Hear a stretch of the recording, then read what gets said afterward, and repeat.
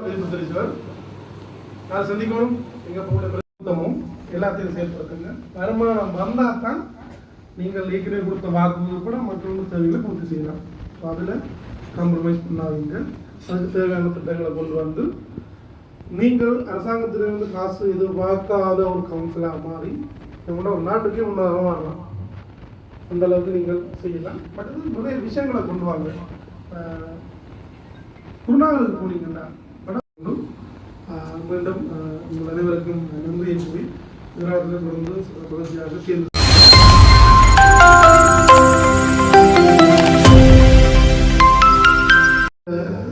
எந்த அலுவலகத்தில் போனாலும் இது ஒரு குற்றச்சாட்டு. கடந்த காலங்களில் பார்த்தீங்கன்னா இப்போ பல இடங்கள் அதுக்குரிய நடவடிக்கைகள் எடுக்கப்பட்டு குறைஞ்சி வருவதாக நினைக்கின்றேன். கட்டாயம் இந்த பிரதேச சபையிலேயும் நாங்கள் கௌரவ தவிசாளர், கௌரவ துணை சபை உட்பட கௌரவ உறுப்பினர்கள் இந்த விடயங்களில் நீங்களும் மிக கரிசனை கொள்ளணும் என்று அன்பாகவும் இனியமாக கேட்டுக்கொள்கிறோம். நாங்களும் அது தொடர்பாக உங்களை தாண்டியும் எங்கள் அலுவலகத்திலும் பல பிரச்சனைகள் நடக்கலாம். அதுக்கு நடவடிக்கை எடுத்து கொண்டு வரலாம். தற்பொழுது கிட்டத்தட்ட எந்த ஒரு முறைப்பாடும் கிடைக்கல. ஒரு பிரதேசத்தை அபிவிருத்தி செய்யவருமாக இருந்தால் தனியொரு எந்த ஒரு நிறுவனத்தினால் மட்டும் முடியாது. எல்லோரும் சேர்ந்து இயங்கினா மட்டும்தான் நாங்கள் வேலை செய்யலாம். பிரதேச செயலகம், பிரதேச சபை, சுகாதார திணைக்களங்கள் உட்பட அனைவரும் சேர்ந்து வேலை செய்யணும். இந்த பிரதேசனுடைய பிரச்சனைகள் எடுத்து பார்த்தீங்கன்னா சமூக பிரச்சனைகள் உட்பட நிறைய பிரச்சனை இருக்குது. இன்றைக்கு இந்த பிரதேசத்தில் இருக்கிற முக்கியமான பிரச்சனைகள் உண்டு. கசிப்பு 168 பேர் இங்கே கசிப்பு காய்ச்சி உற்பத்தி செய்து விற்கிறாங்க. கடந்த காலங்களில் 40 பேர் கைது செய்யப்பட்டிருக்கிறார்கள். சில பேர் 6 மாத சிறை தண்டனைக்கும் சில பேர் விடுவிக்கப்பட்டிருக்கிறார்கள். மிச்ச ஆக்களை கட்டம் கட்டமாக ஒவ்வொரு இடங்களில் நாங்கள் கேட்டிருக்கோம். சான்றோடு இருக்கு அரெஸ்ட் பண்ண சொல்லி, சான்று இல்லாமல் அரெஸ்ட் பண்ணால் உடனே விட்டுருவாங்க. அது இதுக்கு சாட்சி தேவைதானே, சாட்சி இல்லாமல் விடுவிடும். 2வது பிரச்சனை இங்கே இருக்கிற இனிய போதைப்பொருள், கஞ்சா பாரிய பிரச்சனை. இது ஒரு சமூக பிரச்சனைங்கிற. 2வது பிரச்சனை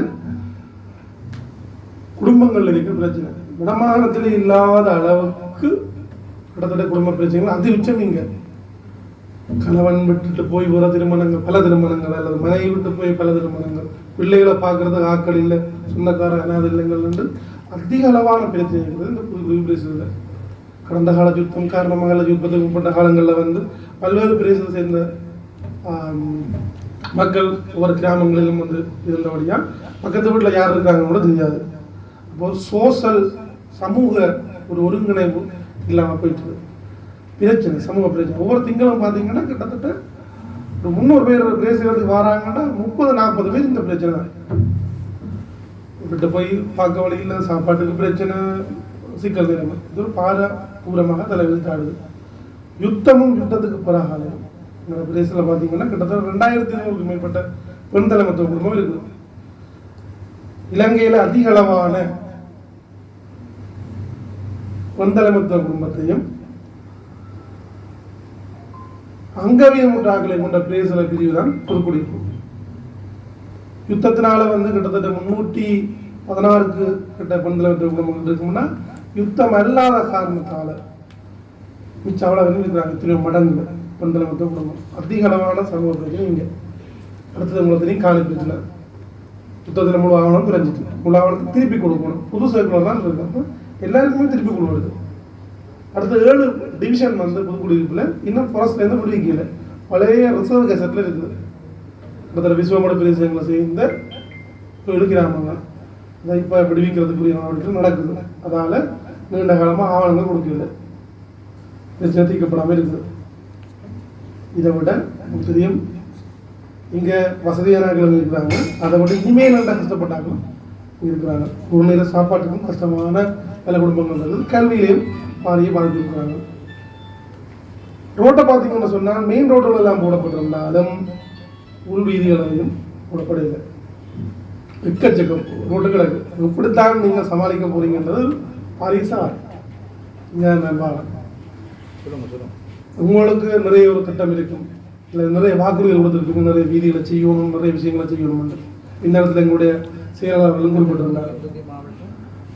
வெளிநாடுகளில் எப்படி இந்த கவுன்சில் இருக்குது என்ற உதாரணத்தோட இப்போ அமெரிக்காவில் இருந்தேன், யூகேல இருந்தேன். அங்கே எப்படி கவுன்சில் இயங்குதுன்னா ஒரு மாவட்டத்தில் கீழே இருக்கிறது கவுன்சில் மட்டும்தான், உள்ளூராட்சி சபை மட்டும்தான் இருக்குது. அங்கே ஒரு பிரதேச செயலகம் இல்லை, இல்லை ஒரு கமலசேவ நிலையம் இல்லை, எந்த ஒரு அலுவலகம் இல்லை. ஒரு கவுன்சிலில் 17-35 பேர் வேலை செய்கிறாங்க. கவுன்சிலுக்கு மத்திய அரசாங்கம் காசு கொடுக்கல. கவுன்சிலுக்கு மத்திய அரசாங்கம் காசு கொடுக்கல. கவுன்சில் என்ன செய்யணும்? வருமானத்தை தேடணும். முதல் வருமானம் என்பது இங்கே இருக்கிற மாதிரி சோழ வரி மாதிரி அங்கே இருக்கிற டேக்ஸ், கவுன்சில் டேக்ஸ். ஒவ்வொரு வீடுகளும் ஒரு வீடுகளோட சைஸுக்கு ஏற்ற மாதிரி அறைகளோட எண்ணிக்கைக்கு ஏற்ற மாதிரி தான் அங்கே டேக்ஸ் அடிப்பாங்க. சோழ வரியால் தான் மெயினாகவே அந்த கவுன்சில் எங்களுக்கு டேக்ஸ் கட்டாமல் இருக்கிறாரு.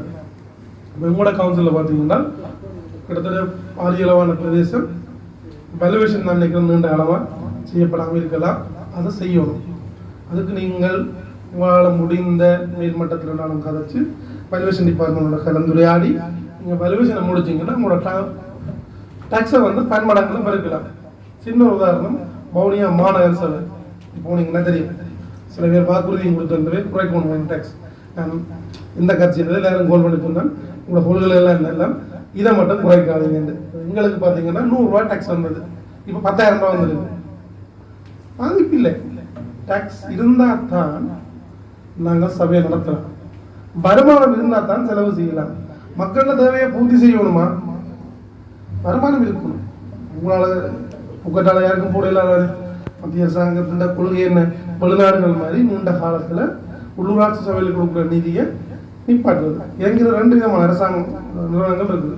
ஒன்று வந்து முற்றுமுழுதான சேவையை வழங்குகிற நிறுவனங்கள், பொது நிறுவனங்கள், பிரதேச செயலகம், மாவட்ட செயலகங்கள் போன்ற வைத்தியசாலைகள் போன்ற முற்றுமுழுதான சேவை வழங்குகிற நிறுவனங்கள். 2வது வருமானத்தை உழைச்சி செலவழிக்கக்கூடிய நிறுவனங்கள், இந்திய அதிகார சபை, உள்ளூராட்சி அதிகார சபைகள், வல்லசேவை நிலையம் உட்பட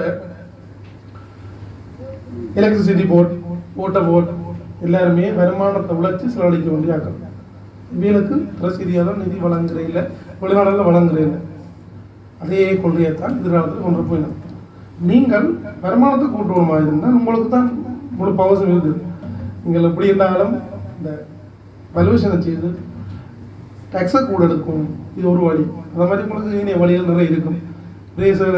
செய்யறதால வந்து உங்களுக்கு பேச நிறைய காணிகள் தந்திருக்கலாம். எதிர்காலத்திலே உங்களுக்கு காணிகள் தேவைன்னா தெரியும். மக்களுக்கு தானே சேவை வழங்கணும். எங்கேயாவது பொருத்தமான காணிகள் இருக்கா, அடையாளம் காட்டுறீங்களா, பிரச்சனை இல்லையா, தாரம் நல்ல திட்டங்களை கொண்டு வாங்க, நடைமுறைப்படுத்தணும். இப்போ நினைக்கிறேன் அண்மையில் கழிவுகளை பிரிச்ச செயற்பாடும் ஆரம்பிக்கப்பட்டிருக்கு.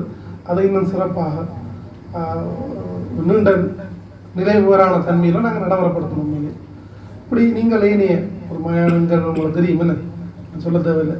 வித்தியாசமான பாக்குகள் உழைக்கக்கூடிய வருமானத்தை தரக்கூடிய இப்படி நாங்கள் தேராவில் குளத்தை வந்து ஒரு சுற்றுலாத்தலமாக வந்து எஸ்டிமேட் அனுப்பியிருக்கிறோம். உங்களுக்கு அனுமதி கிடைச்சா அதை ஃபுல்லாக டெவலப் பண்ணி நடப்பாதை ஒன்று அமைச்சு அதில் பூங்காக்களை கொண்டு வந்து போட்டிங்கை போட்டு செய்கிறது. அப்போ அதை நீங்கள் நடத்தலாம். தேசியத்துக்கு நடத்தல, அங்கே இருந்து சேவை வழங்குறதுக்கு எங்களுக்கு இப்படி உதவிகளை செய்யலாம், வழிகாட்டலாம்.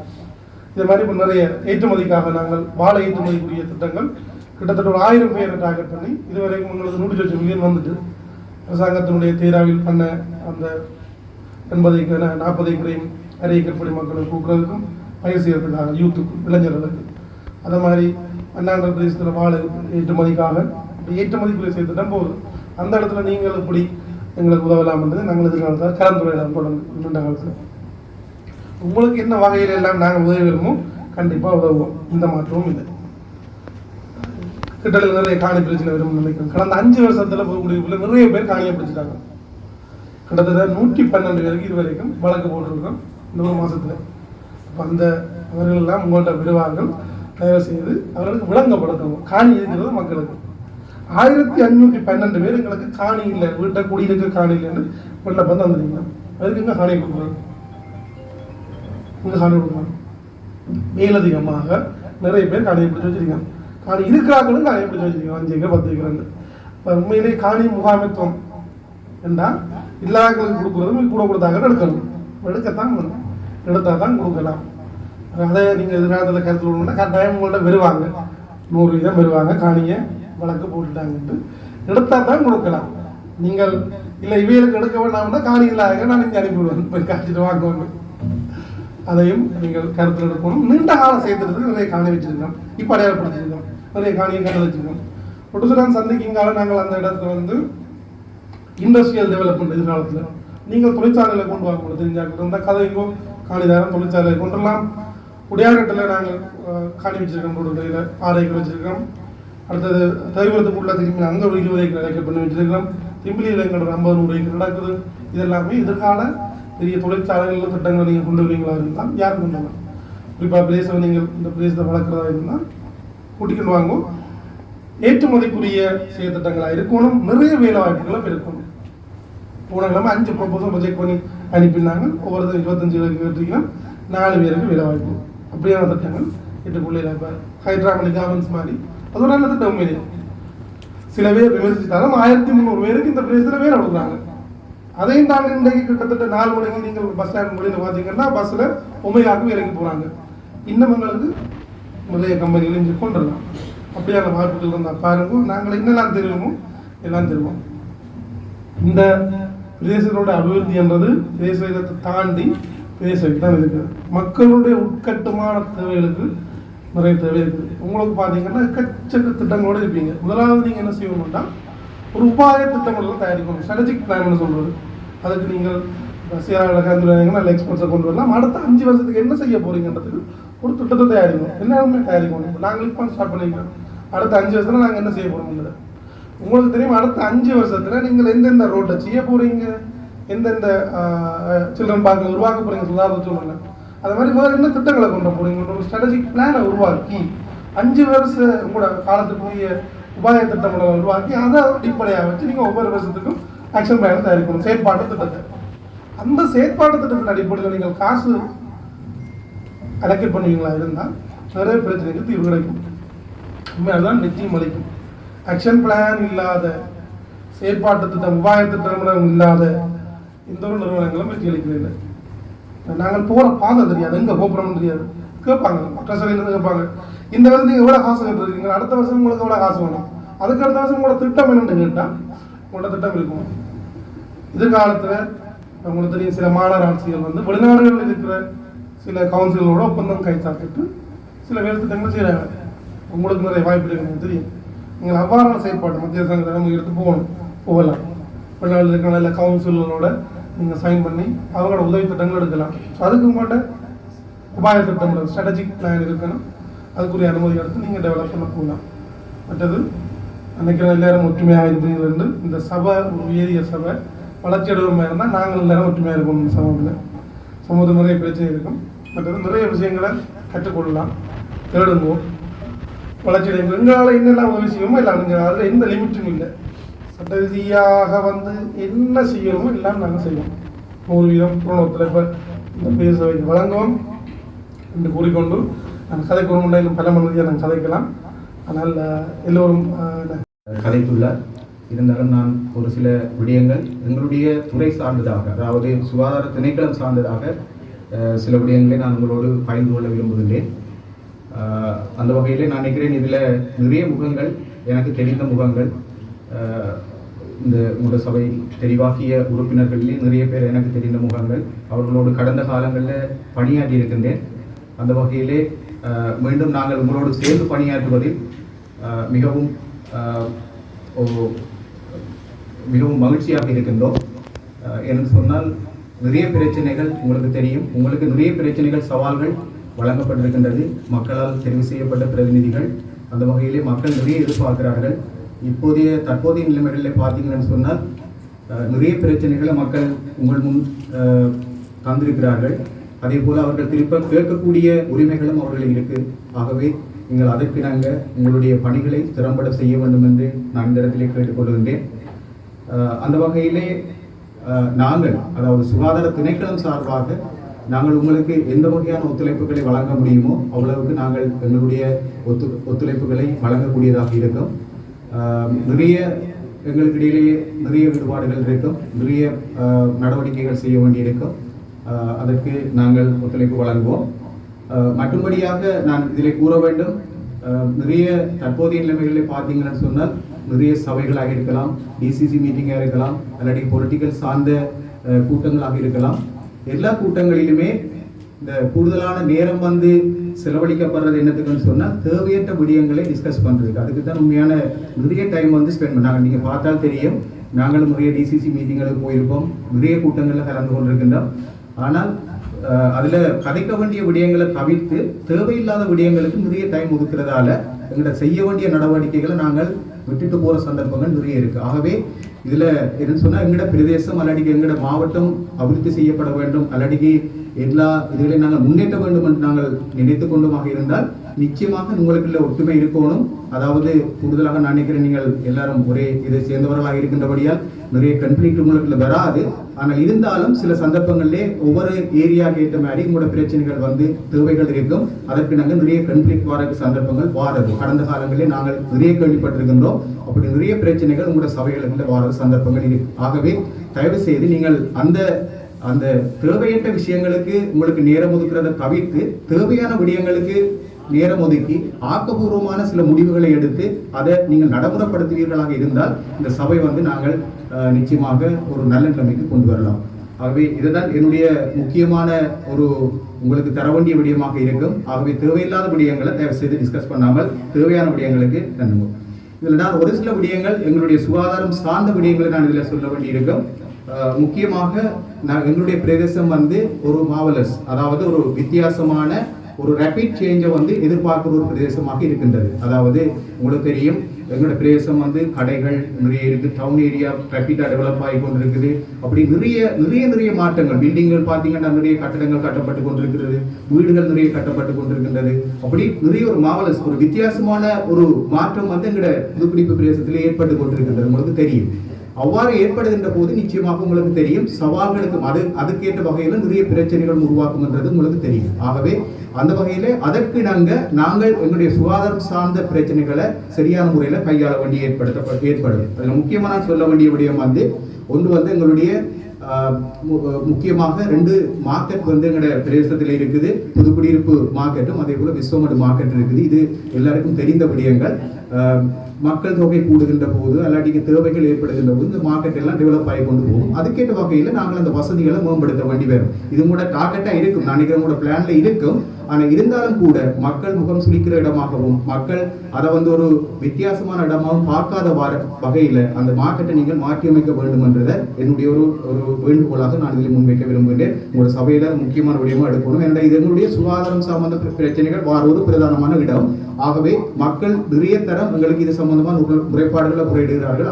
அதால நீங்கள் அதை வந்து முக்கியமாக எடுக்கணும். 2வது விடயம் வந்து வேஸ்ட் டிஸ்போசல். அதாவது இது வந்து உங்களோட அஜெண்டாவில் இருக்குன்னு நினைக்கிறேன். வேஸ்ட் டிஸ்போசல்ல முக்கியமா உங்களுக்கு தெரியும், நான் அதான் ஏற்கனவே சொல்லிட்டேன், எங்களோட டவுன் வந்து ரேபிடா முல்லைத்தீவு மாவட்டத்தில் ரேபிடா ஒரு வித்தியாசமான முறையில் டெவலப் ஆகிற டவுன். அதால நாங்கள் நிச்சயமாக இதுக்கு ஒரு முக்கியமான இது எடுக்கணும். என்ன சொன்னா வேஸ்ட் டிஸ்போசலுக்கு சரியான ஒரு பொறிமுறையை உருவாக்கி அந்த டவுன் ஏரியாவில் இருக்கிற வேஸ்ட் இதை வந்து டிஸ்போஸ் பண்றதுக்கு சரியான ஆக்கப்பூர்வமான பொறிமுறையை உருவாக்கணும். அதே போல கடைகள்ல இருந்து அகற்றப்படுகின்ற வேஸ்ட் வந்து சரியான முறையில் அகற்றப்படணும். அதாவது இந்த வேஸ்ட் அகற்றப்பட்டாலும் கூட அதை ரீசைக்கிளிங் பண்றது அல்லடிக்கு திருப்பி நாங்கள் சரியான ஒரு டீகம்போஸ் பண்றது அதுக்குரிய சரியான பொறிமுறைகள் இல்லாட்டிக்கு நாங்கள் வேஸ்ட்டை அகற்றி கொண்டு எல்லாத்தையும் கொண்டே ஒரு இடத்துல போட்டு இருக்கிறதால எந்தவித மாற்றங்களும் ஏற்படுத்தப்படுறதில்லை. இதால நாங்கள் தான் திரும்பவும் எங்களுக்கு தான் கேன்சர் வருது அப்படியான பிரச்சனைகள் எல்லாம் உருவாக்கப்படும். ஆகவே இதற்கு சரியான ஒரு முறையை நீங்கள் பின்பற்ற வேண்டும் என்று நான் இந்த இடத்துல கேட்டுக்கொள்றேன். முக்கியமா இது மட்டும் இல்லை, எங்களோட பாடசாலைகள் நிறுவனங்கள் எல்லா இடத்திலையும் சரியான முறையில் வேஸ்ட் டிஸ்போசல் அகற்றக்கூடிய பொருள் அதை நீங்கள் வருமானம் ஈட்டிக் கொள்ளலாம். இது சரியான முறையில் சில பேருக்கு தெரியாது. ஸ்கூல்ல போய் கேட்டோம்னா இப்ப நான் முதலும் கலைத்தினால் எங்களோட புதுக்குடிப்பு பிரதேசத்துல 2 ஸ்கூல் தான் பிரதேச ரெஜிஸ்டர் பண்ணி அந்த அதுக்குரிய பேமெண்ட்டை கொடுத்து கழிவு அகற்ற முறையை மேற்கொள்ளணும். அந்த மற்ற ஸ்கூல் ஒன்றும் அது சம்பந்தமா செய்கிறீங்க. அப்ப இது சம்பந்தமா சரியான முறையில் நீங்க நடவடிக்கை எடுப்பீர்களாக இருந்தால் நிச்சயமாக அதுல உங்களுக்கும் வருமானம் பெறும். அதாவது எங்களோட சூழலும் சரியான முறையில மாறிக்கொள்ளும், ஒரு நல்ல ஒரு சூழலா மாறிக்கொள்ளும். அடுத்த விடயம் வந்து இந்த ஸ்ட்ரே டாக்ஸ். எல்லாருக்கும் உங்களுக்கு தெரியும், இது எங்களோட சம்பந்தப்பட்ட விடயம் என்ற நான் சொல்றேன். ஸ்ட்ரே டாக்ன்றதுக்கு அதுக்குரிய அதிகாரம் வந்து சேர்மனுக்கு இருக்குது. அதாவது இந்த அதாவது கட்டாக்காளி நாய்களை அகற்றுறதுக்குரிய அதிகாரம் வந்து அந்த சேர்மனுக்கு தான் இருக்குது. அது சம்பந்தமான ஆக்டை வந்து நீங்க நடைமுறைப்படுத்தினீங்களாக இருந்தால் அதாவது எங்களோட பிரதேசங்களில் இருக்கிற இந்த கட்டாக்காளி நாய்களை நாங்கள் சரியான முறையில் அகற்றிக் கொள்ளலாம். அதுக்குரிய நடவடிக்கையை நீங்கள் கட்டாயம் எடுக்கணும். என்னன்னு சொன்னால் அதாவது டிஎஸ் சொன்ன மாதிரி நிறைய பிரச்சனைகள் புதுக்குடிப்புலாம் இருக்கு, அதாவது சமூகம் சார்ந்த பிரச்சனைகள் நிறைய இருக்கிறது போல டாக் பைட் வந்து கூடின இடம் வந்து புதுக்குடிப்பு பிரதேசம் தான். எங்களோட முல்லைத்தீவு மாவட்டத்தில் வந்து கட்டாக்காலிகள் நாய்கள் கடிக்கு அதுக்குரிய வேக்சினேஷன் போடுறது வந்து இந்த புதுக்குடிப்பு பிரதேசமாக தான் இருக்கு, சரிதான். அப்போ ஆகவே அதன் சம்பந்தமாக நீங்கள் நடவடிக்கை எடுக்க வேண்டியது முக்கியமான கடமையாக இருக்கும். அதே போல வேக்சினேஷன் அந்த நாய்களுக்குரிய தடுப்பூசி ஏற்றாது அதில் வந்து உங்களோட பங்களிப்பு எங்களோட சேர்ந்ததாக இருக்கின்றது, அதுக்கு நீங்கள் ஒத்துழைப்பு வழங்கணும் என்று நான் இந்த இடத்துல கேட்டுக்கொள்கிறேன். அதே போல டிஎஸ் கூட அவரும் இன்ட்ரெஸ்டாக இருக்கிறார், அதே போல எங்களோட நிறுவனம் இன்ட்ரெஸ்டாக இருக்கு, அதே போல நீங்கள் பிரேசவையும் மிகவும் இன்ட்ரெஸ்டாக இருக்கிறீங்க. அந்த வகையில் இந்த டவுன் ஏரியாக்கள் இருக்கிற பேலன்ஸ், அதாவது பாவிக்காமல் இருக்கிற லேண்ட் வந்து முக்கியமாக நீங்கள் அதை கவனத்தில் எடுக்கணும். இதுக்கு நாங்கள் எங்களோட டெங்கு ஆக்டின் படி நாங்கள் அவர்களுக்குரிய சட்ட நடவடிக்கை எடுக்கலாம். அதை நீங்கள் ஐடென்டிஃபை பண்ணி எங்களோட ஒத்துழைத்து போவீங்களாக இருந்தால் நாங்கள் அதுக்குரிய சட்ட நடவடிக்கை எடுத்த வேலை சட்டத்தின் முன் நிறுத்தினோம் என்று சொன்னால் நிறைய இடங்கள் வந்து சுத்தமாக்கக்கூடியதாக இருக்கும். நிறைய இடங்களில் பாம்புகள் வளருது, அதில் சொப்பின் பேக்குகள், பொலித்தீன், ஒன் டே கப்புகள் எல்லாம் போட்டு டெங்கு பரவக்கூடிய இடங்களுக்கு உருவாக்கி வச்சிருக்கணும். அதெல்லாம் தேவை செய்து அது சம்பந்தமான நடவடிக்கை நீங்கள் எடுக்கணும். அதே போல அடுத்த விடயம் கட்டாக்காளி மாடுகள், இது உங்களோட அஜெண்டாவில் இருக்குமென்னு நினைக்கிறேன். நான் இந்த புறம்பாங்களுக்கு சொல்லணும்னு தேவையில்லை. இதால் நிறைய ஆக்சிடென்ட் நடக்குது, எங்கள் பிரதேசத்தில் டெத்து நடக்குது. ஆகவே இதை தடுக்கிறக்கூடிய நடவடிக்கைகள் நீங்கள் ஆக்கப்பூர்வமான முறையில் செய்யணும் என்று நான் இந்த இடத்துல உங்களை கேட்டுக்கொள்கிறேன். அதே போல நீங்க சொன்ன மாதிரி டவுன் ஏரியா வந்து பியூட்டிஃபிகேஷன், அதாவது டவுனை டெவலப் பண்றது, அலடிக்கு அழகுபடுத்துறதுல வந்து உங்களோட பங்கு முக்கியமாக இருக்கின்றது. அதே போல தேவையான இடங்களுக்கு லைட் போடுங்க. நிறைய இடங்கள்ல பாத்தீங்கன்னு சொன்னா லைட்டே இல்லாமல் இருக்கு, அதனால நிறைய ஆக்சிடென்ட் நடக்குது, சரிதானே. அதாவது லைட் இல்லாமல் இருக்கிறதால நிறைய ஆக்சிடென்ட் நடக்குது. நாங்கள் இந்த லைட்டை போறதால வர செலவை விட ஆக்சிடென்டால வர அதுக்குரிய நாங்கள் செலவழிக்கிற செலவு சரியான கூட. ஆகவே நாங்கள் அதை வரமும் தடுத்து கட்டாயம் இந்த நடவடிக்கையில நீங்க உங்களோட இதால மேற்கொண்டீங்கன்னு சொன்னால் அந்த பின்னுக்கு வர செலவுகளை நாங்கள் தவிர்த்துக் கொள்ளலாம். அதே போல டவுன் ஏரியாவை கிளீன் பண்றதுக்குரிய பொறிமுறை நாங்கள் உருவாக்கி இருக்கிறோம். ஒவ்வொரு மாதமும் வந்து அந்த ஒரு 4வது செவ்வாய்க்கிழமை டிஎஸ் தலைமையில் அது நாங்கள் உருவாக்கி இருக்கிறோம். அந்த வகையில் நீங்களும் அதுக்கு ஒத்துழைப்பு வழங்கணும். பிரேசவையும் சேர்ந்து நாங்கள் இதை தொடர்ச்சியாக இதை செய்யணும் என்றதை நாங்கள் கேட்டுக்கொள்கிறோம். அதே போல சில ஏரியாக்களை நாங்கள் பர்டிகுலரா குறிப்பிட்ட ஏரியாவை டெங்கு கண்ட்ரோல் இதுல கண்ட்ரோல் பண்றதுக்காண்டி தெரிவு செய்திருக்கிறோம். அந்த ஏரியாக்களை வந்து கிளீன் பண்றதுக்கு உங்களோட பங்களிப்பு எங்களுக்கு தேவையாக இருக்கும். அதே போல முக்கியமா பில்டிங் அப்ரூவல், அதாவது நான் ஏற்கனவே சொல்லிட்டேன், எங்களோட புதுக்குடிப்பு பிரதேசம் மிக அபிவிருத்தி அடைஞ்சு வர ஒரு பிரதேசம், நிறைய பில்டிங்கள் கட்டப்பட்டு கொண்டிருக்கு. இதுக்குரிய சரியான சுகாதார முறையில் பில்டிங் கட்டுப்படுதா இல்லையான்றதை நீங்கள் உறுதிப்படுத்திக் கொள்ளுங்க. இதால இப்போ ரேபிடா எங்களுக்கு பிரச்சனை வராது, உடனடியாக பிரச்சனைகள் வராது. ஆனால் நீண்ட காலத்தில் நிறைய பிரச்சனைகளை நாங்கள் எதிர்நோக்க வேண்டி ஏற்படுத்தப்படும். ஏன்னு சொன்னால் அது தண்ணி ஓடாமல் இருக்கும், வேஸ்ட்கள் ஒழுங்காக போகாமல் இருக்கும், அப்படியான பிரச்சனைகள் வரும். அதே போல நிறைய பிரச்சனைகள், அதாவது எங்களோட சுகாதாரம் சம்பந்தமான பிரச்சனைகள், சில கடைகள் வந்து சரியான முறையில் அப்ரூவல் இல்லாமல் கட்டுப்பட்டு கொண்டிருக்கு. இப்போ வரைக்கும் சில பில்டிங்களுக்கு அப்ரூவல் கொடுக்கப்பட்டு கொண்டிருக்கு. அதெல்லாம் தயவு செய்து இதில் கடுமையாக இருந்து கொள்ளுங்க. எங்களுடைய அப்ரூவல் இல்லாமல் இந்த அதாவது இந்த பில்டிங்கள் கட்டப்படுற எல்லா பில்டிங்களும் எங்களுடைய அப்ரூவலோடு இருக்கணும். அதே போல முக்கியமாக இந்த ஃபுட் ஹேண்ட்லிங் எஸ்டாப்ளிஷ்மெண்ட், அதாவது உணவு கையாளுற நிறுவனங்கள் வந்து எந்த ஒரு அப்ரூவல் இல்லாமல் கடைசி வரையும் கொடுக்காதீங்க. எங்களுடைய அப்ரூவல் இல்லாமல் கடைசி வரையும் அது கொடுக்க வேண்டாம், சரிதான். இதால நிறைய பிரச்சனை, சுகாதார சம்பந்தமான பிரச்சனைகள் நிறைய ஏற்படுத்தப்படும். அதில் இதுல அக்கறையா இருக்கணும் என்று கேட்டுக்கொள்றேன். அதே போல டெங்கு கண்ட்ரோல் ஆக்டின் மூலமாக நாங்கள் சட்ட நடவடிக்கை எடுக்கலாம். அப்படியான பிரதேசங்களை நீங்கள் எங்களுக்கு இடங்களை ஐடென்டிஃபை பண்ணி காட்டுவீங்களாக இருந்தால் நாங்கள் அந்த இடத்துக்கு நாங்கள் அவர்களுக்கு சட்ட நடவடிக்கை எடுத்து அதை மாற்றக்கூடிய நடவடிக்கை நாங்கள் ஏற்படுத்துவோம். இந்த வகையிலே இவ்வாறான பல விடயங்கள், நான் இதில் கொஞ்சம் விடயங்கள் நான் உங்களுக்கு சொல்லணும் என்ற முக்கியமான விடயங்களை நான் இதில் கதைச்சிருக்கிறேன். இது சம்பந்தமாக ஏற்கனவே நாங்கள் அதாவது பிரதேச சபை செயலாளரோடு இணைந்து பணியாற்றி கொண்டிருக்கிறோம். ஆனால் இப்போ அதுக்குரிய அங்கீகாரம் அளிக்கப்பட்ட ஒரு சபை வந்து உருவாக்கப்பட்டிருக்கிறபடியா நான் உங்களுக்கு இதை தெரியப்படுத்த வேண்டிய தேவை இருக்கின்றது. அதே போல நாங்கள் உங்களோடு சேர்ந்து பணியாற்ற மிகவும் ஆர்வமாக இருக்கின்றோம். நாங்கள் நான் அல்லது டிஎஸ்ஓ அல்லது இந்த பிரதேசத்தில் இருக்கிறார்களோ மிகவும் அக்கறையாக இருக்கின்றோம். இந்த பிரதேசத்தை டெவலப் பண்ணணும், இந்த பிரதேச நல்லமைக்கு கொண்டு வரணும் என்றதில் மிகவும் அக்கறையாக இருக்கணும். நீங்கள் அந்த வகையில் நீங்கள் ஒத்துழைப்பு வழங்குவீர்களாக இருந்தால் நாங்கள் பூரண ஒத்துழைப்பு வழங்கி உங்களுக்கு நல்லொரு சபையோ அல்லது நல்லொரு பெயர் போன சபையை உருவாக்க நான் இதில் முன்வருவேன் என்று உங்களை கூறிக்கொண்டு எனது உரிய தலைமைகளுக்கும் மாவட்ட பிரதிநிதிகளுக்கும் கௌரவ உறுப்பினர்களுக்கும் நன்றிகளை கூறிக்கொண்டு நாங்கள் நீண்டதோர் இடைவெளியின் பின்னர் மிகவும் யுத்தத்தினால் பாதிக்கப்பட்ட எங்களுடைய பிரதேசங்களை அபிவிருத்தி செய்ய வேண்டிய ஒரு கடப்பாடில் நாங்கள் இங்கே பிரதேச சபைக்கு வருகை வந்திருக்கின்றோம். நாங்கள் தேர்தலுக்கு முன்னைய காலங்களில் பல்வேறுபட்ட கட்சிகளாக பிரிந்திருந்தாலும் நாங்கள் இங்கே பிரதிநிதிகளாக, மக்களுடைய பிரதிநிதிகளாக இங்கே வருகை வந்து நாங்கள் ஒற்றுமையாகவும் பயணிக்க வேண்டிய அனைவரும் ஒத்துழைப்பு வழங்க வேண்டும் என்று சொல்லி உங்களோட கேட்டுக்கொண்டுட்டேன். அதனை போன்று இங்கே ஏற்கனவே பிரதேச சாளர் மற்றும் சுகாதார திணைக்கள அதிகாரிகள் குறிப்பிட்டது போன்று வருமான மார்க்கங்களை இனங்கண்டு அதன் மூலமாக எங்களுடைய பிரதேச சபையை நாங்கள் நடத்தி செல்வதற்கு உத்தியோகத்தர்கள் ஒற்றுமையாகவும் எங்களுக்கு ஒத்துழைப்பு வழங்க வேண்டும் என்றும் வினயமாக இந்த வேளையில் கேட்டுக்கொள்கின்றேன். அதனை போன்று மக்களுடைய ஆட்சி என்ற தத்துவங்களின் அடிப்படையில் மக்களுக்கு திறம்பட சேவையாற்றுவதற்கு எங்களுடைய புதுக்குடியிருப்பு பிரதேச சபை மிகவும் ஆர்வமாக இருக்கிறது என்பதையும் இந்த வேளையில் தெரிவித்துக் கொண்டு தொடர்ச்சியாக எதிர்வரும் 26ஆம் தேதி நாங்கள் முதலாவது எங்களுடைய பிரதேச சபை அமர்வினை வைத்திருக்கின்றோம். அதில் கௌரவ உறுப்பினர்கள் உங்களுடைய பிரேரணை எதுவாக இருந்தாலும் எழுத்து மூலமாக 7 நாட்களுக்கு முன்பு எங்களுக்கு நீங்கள் தந்து உதவுமாறு இந்த வேளையில் கேட்டுக்கொண்டு எனது கருத்துக்களை தொடர்ந்து முறைத்துக் கொள்கின்றேன். நன்றி, வணக்கம். என்னுடைய பெயர் சுந்தரம் பிறந்தாவர். நான் ஆசிரியராக இருந்து அதிபராக இருந்து பிரதி கலெக்டராக கடமையாற்றி தற்போது ஓய்வு பெற்றுள்ளேன். நான் புதுக்குடியிருப்பு வட்டாரத்திலிருந்து தெரிவு செய்யப்பட்டு வந்துள்ளேன் என்பதை உங்களுக்கு அறிய தருகின்றேன். அனைவருக்கும் வணக்கம். நான் அற்புதம் சர்க்குணதாஸ், புதுக்குடியிருப்பு பிரதேசத்தின் திடீர் மரண விசாரணை அதிகாரி, அகில இலங்கை சமாதான நீதவான், இலங்கை தமிழரசு கட்சியினுடைய வேட்பாளராக புதுக்குடியிருப்பு பிரதேச சபையின் 6ஆம் வட்டாரம் புனிதவளநகர் பிரதேசத்தில் போட்டியிட்டு வெற்றியீட்டி இங்கே இந்த சபைக்கு தெரிவு செய்யப்பட்டிருக்கிறேன் என்பதை உங்களுக்கு அறிய தருகின்றேன். அனைவருக்கும் வணக்கம். என்னுடைய பேர் சிவபாதம் குகணேசன். நான் முதலும் பிரதேச சபை உறுப்பினராக மக்களால் தெரிவு செய்யப்பட்டு வந்தவன்.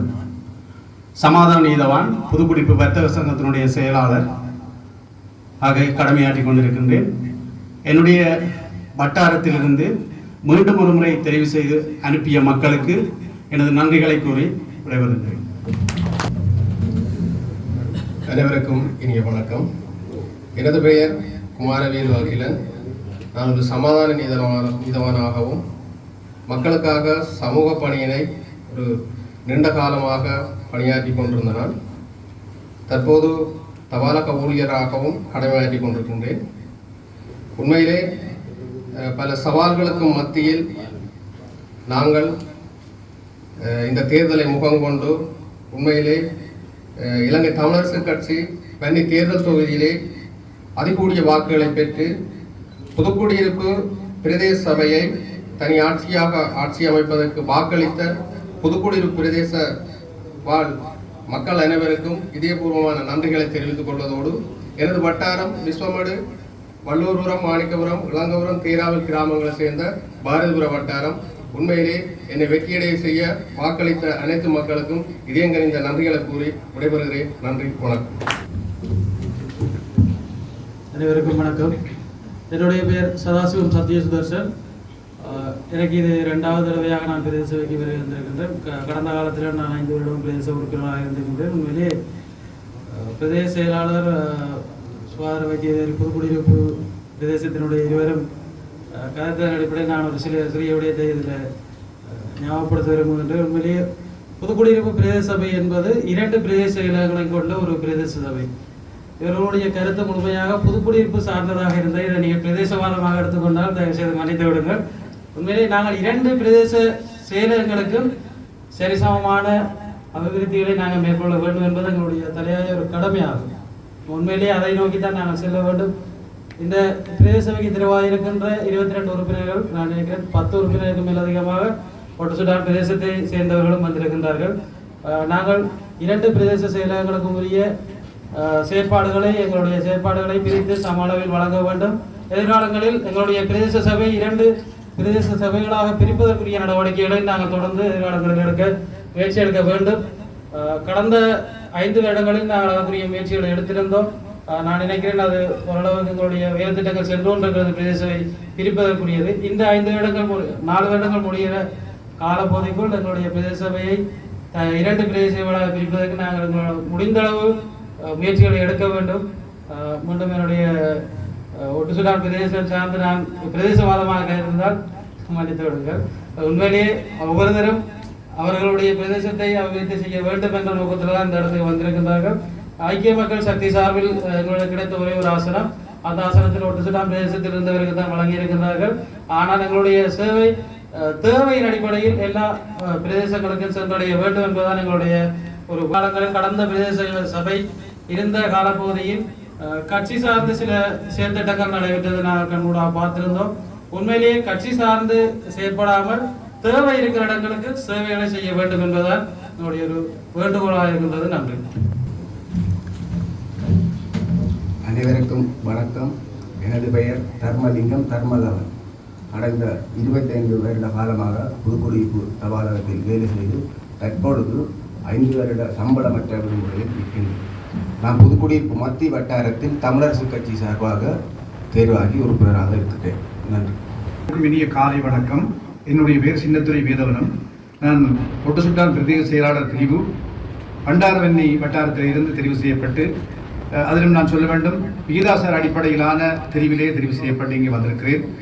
அந்த வகையிலே இங்கே தெரிவு செய்யப்பட்டு வந்திருக்கின்ற எங்களுடைய கௌரவ தவிசாளர், கௌரவ பிரதி தவிசாளர், கௌரவ உறுப்பினர் அனைவரையும் நான் அன்புரிமையோடு வருக என வரவேற்றுக் கொண்டு, இந்த வரவேற்பு நிகழ்வை ஒழுங்கமைத்து தந்த எங்களுடைய கௌரவ பிரதேச சபையினுடைய செயலாளர், அவர் சார்ந்த உத்தியோகத்தர்கள், அதோடும் இந்திய நிகழ்வின் இந்த வரவேற்பு விழாவிலே கலந்து வந்திருக்கின்ற அதிதிகள் அனைவருக்கும் எங்களுடைய பிரதேச சபையின் சார்பாக மனமார்ந்த நன்றிகளை தெரிவித்துக் கொள்வதோடு, நான் ஒட்டுசுட்டான் பரதன்னவள கூட்டுறவு சங்கத்தின் பொது முகாமையாளராக, முல்லை மாவட்ட பரதன்னவள கூட்டுறவு சங்கத்தின் சமாசத்தின் பொது முகாமையாளராக கடந்த 2018 வரை கடமையாற்றி ஓய்வு பெற்று இப்பொழுது முல்லைத்தீவு மாவட்ட கூட்டுறவு சபையின் தலைவராக இருந்து கடந்த உள்ளூராட்சி மன்ற தேர்தலில் ஸ்ரீலங்கா தொழிலாளர் கட்சியின் சார்பாக ஒரே ஒரு போனஸ் ஆசனம் பெறப்பட்டிருந்தது. அந்த ஆசனம் அடியிலே கிடைத்திருக்கிறது. அதை எனக்கு வழங்கிய எங்களுடைய ஸ்ரீலங்கா தொழிலாளர் கட்சியினுடைய கௌரவ தலைவர் காதர் மஸ்தான் ஐயா அவர்களுக்கும் அவருடைய பிரத்யேக செயலாளருக்கும் நன்றி தெரிவிப்பதோடு, இந்த தேர்தலிலே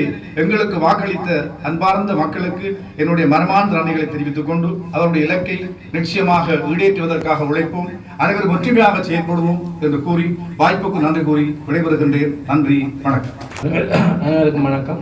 எனது பேர் சொக்கலிங்கம் தயாபரன். நான் இலங்கை தமிழரசு கட்சியில் 8ஆம் வட்டாரத்தில் போட்டியிட்டு வெற்றி பெற்று உறுப்பினராக வருகிறேன். அனைவருக்கும் வணக்கம். என்னுடைய பெயர் ராசரத்னம் ஸ்ரீதரன். சொந்த இடம் முதியமலை. 10ஆம் வட்டாரத்திலிருந்து பிரதேச உறுப்பினராக தெரிவு செய்கிறேன். அனைவருக்கும் வணக்கம். என்னுடைய பெயர் வளர்மதி சுபாகரன். நான் அரசு சார்பற்ற நிறுவனத்தில் பணியாளராக வேலை செய்து கொண்டிருக்கின்றேன். உடையார்கட்டு வடக்கு உடையார்கட்டு தெற்கு வட்டாரத்தின் வேட்பாளர். நன்றி. கூறுகின்றேன் என் முதல் வணக்கம். விழாவின் நாயகர்களே, அவையின் தலைவரே, அறிவுசால் பெரியோர்களே, அன்புள்ள மக்களே, அனைவருக்கும் எனது இனிய வணக்கங்கள்.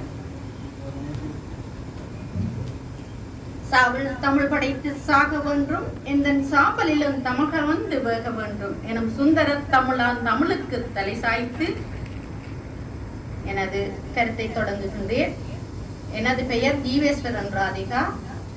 எமது பிரதேசம் பண்டாரவன்னியன் வட்டாரம் 9ஆம் வட்டாரம் ஒட்டுசுட்டான் பிரதேச செயலர் போட்டியிட்டு மிகவும் அதிகூடிய வாக்குகளை பெற்று வெற்றியூட்டியுள்ளேன்.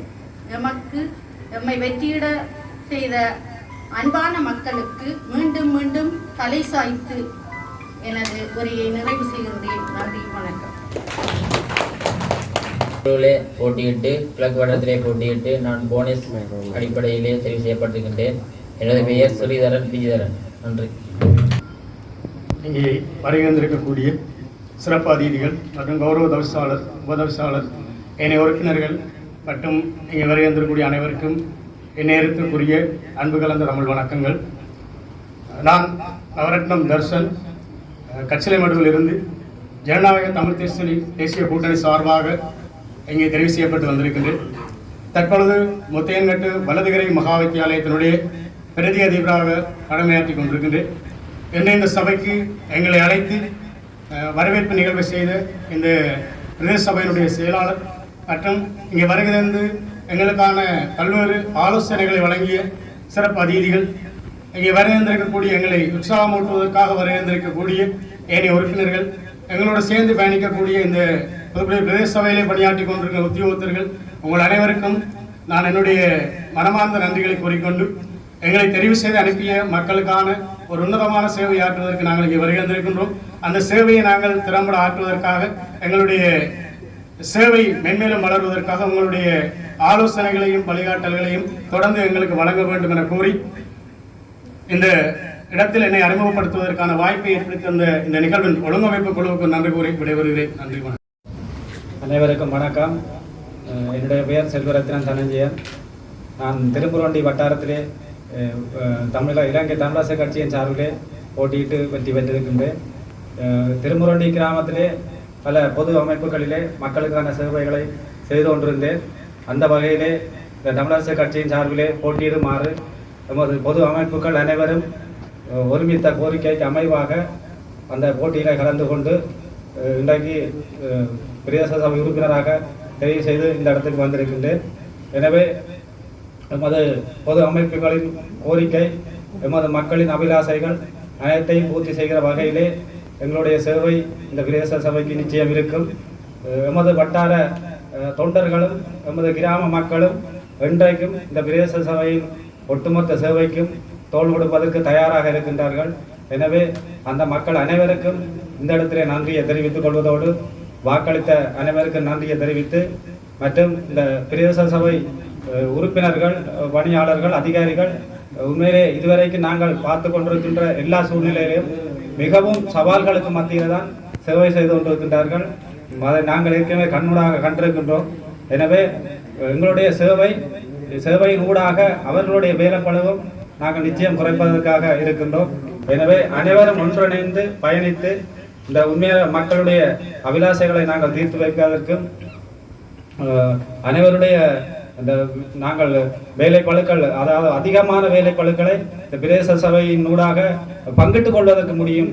எனவே நாங்கள் அனைவரும் ஒற்றுமையாக பயணித்து இந்த மக்களுடைய சேவைகளை முழுமையாக நிறைவு செய்தோம் என கேட்டுக்கொண்டு, இந்த நிகழ்வை ஏற்பாடு செய்து தந்த பிரதேச சபை உத்தியோகத்தர்களுக்கும் இந்த சந்தர்ப்பத்தை நன்றியை தெரிவித்துக் கொள்வதற்கு சந்தர்ப்பத்தை தந்த தலைமைக்கும் நன்றியை கூறி விடைபெறுகின்றேன். நன்றி, வணக்கம். வணக்கம்.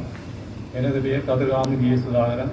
ஓம்பாவில் 5ஆம் வட்டாரத்தில் ஜனநாயக தமிழ் தேசிய கூட்டமைப்பு போட்டியிட்டு வெற்றி பெற்றுள்ளேன் என்பதை தெரிவித்துக் கொள்கிறேன். அனைவருக்கும் வணக்கம்.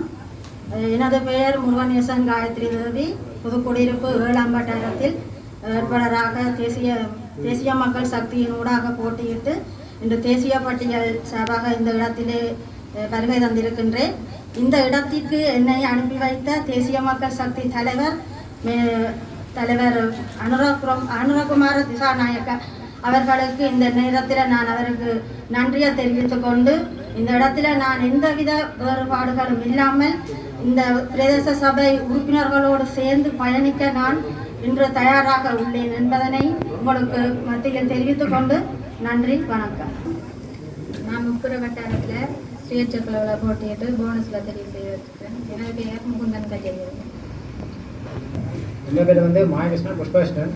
நான் ஒடிசா மாவட்டத்திலிருந்து வந்தேன். ஒடிசா மாவட்ட தேசிய மக்கள் இருக்கேன். அனைவருக்கும் இந்நேர வணக்கங்கள். எம்மை அறிமுகப்படுத்துவதற்காக இந்த சந்தர்ப்பத்தை வழங்கிய இந்நிகழ்வினுடைய தலைமைக்கு எனது மனமார்ந்த நன்றிகளை தெரிவித்துக் கொண்டு, நான் மாடசாமி தமிழ்வாணி 2ஆம் வட்டாரம் பாரதிபுரம் வட்டாரத்தில் போட்டியிட்டு தேசிய மக்கள் சக்தி சார்பாக பிரதேச சபை உறுப்பினராக இங்கு தெரிவு செய்யப்பட்டுள்ளேன். இந்த மக்களுக்காக நான் சேவை செய்ய வேண்டும் என்பதற்காக வருகை தந்துள்ளேன். நான் எந்தவித பாரபட்சமும் இல்லாமல் மக்களுக்கான சேவையை வழங்குவேன் என இவ்விடத்தில் கூறிக்கொண்டு, நான் ஒரு பிஎஸ்சி பட்டதாரியாக உள்ளேன் என்பதையும் கூறிக்கொண்டு விடைபெறுகிறேன். நன்றி. எனது பேர் சந்திரராஜன் பானுசா. நான் புதுக்குடியிருப்பு 7ஆம் வட்டாரத்தில் போட்டியிடுவேன். நிறை தமிழோடு கூடி வாழும் இந்த தளத்தின் உத்தமர் அனைவருக்கும் இந்த நிலை மாறும் உலகிலிருந்து நிலையான புரட்சிகர வணக்கங்கள். நான் தமிழ் தேசிய மக்கள் முன்னணி சார்பாக கிடைக்கப்பெற்ற ஒவ்வொரு வட்டாரத்திலிருந்தும் ஒவ்வொருவர் வந்திருப்பீர்கள். ஆனால் ஒட்டுமொத்த வட்டாரத்துக்குரியவனாக நான் இங்கே வந்திருக்கிறேன். நேரடியாக சொல்ல வழிகிட்டு அல்லது போனஸில் வந்திருக்கிறேன். திருமுருகண்டி வட்டாரத்தில் போட்டியிட்டான். திருமுருகண்டி வட்டாரம் என்பது பெரும் பிரதேசத்தை கொண்டது.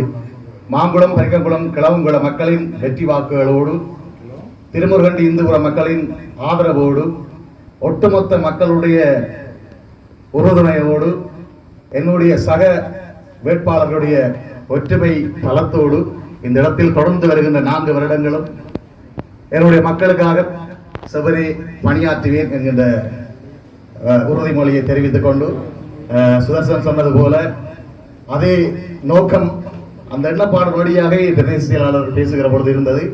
ஒட்டுஸ்டான் சார்ந்து பிரதேச செயலகத்திலிருந்து இங்கே அழைக்கப்பட்டு வருகை தரவில்லையா அல்லது அழைக்கப்படவில்லையா என்பது எனக்கு தெரியாது. வரவில்லை. அந்த அடிப்படையிலே ஒட்டுமொத்தமாக புதுக்குடியிருப்பினுடைய வளர்ச்சி மட்டும் இல்லாது ஒட்டு சுட்டானையும் நீங்கள் விட்டுவிடாது தொடர்ந்து எங்களுடைய மக்களையும் சற்று கவனிப்பதற்கான அத்தனை வழிகளும் ஓடு ஒற்றுமையாக சேர்ந்து தவிசாளர்கள், உபதவிசாளர் எல்லோரும் இருக்கிறார்கள். இதில் அதிகமானவரை எனக்கு நீண்ட காலமாக தெரியும். ஆனால் இந்த சபை என்பது எனக்கு புதிது. நன்றி, வணக்கம்.